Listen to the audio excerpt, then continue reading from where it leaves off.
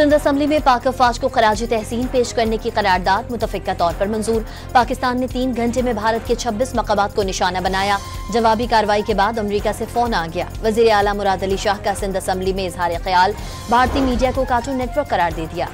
चालाक दुश्मन के खिलाफ तारीखी फतह, ऑपरेशन बुनियानुम मरसूस की कामयाबी पर पूरी कौम यौम तशक्कुर मनाने में मसरूफ। वफाकी और सूबाई दारुल हुकूमतों में तोपों की सलामी से दिन का आगाज, मुल्क को कौम की सलामती और खुशहाली की दुआएं।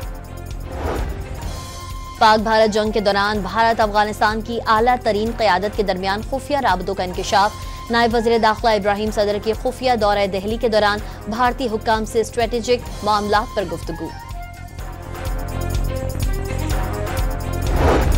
पीटीआई ने भी सफेद परचम लहरा दिया। भारत के साथ सीजफायर के बाद सियासी सीजफायर भी होना चाहिए, चेयरमैन पीटीआई बैरिस्टर गौहर का पैगाम।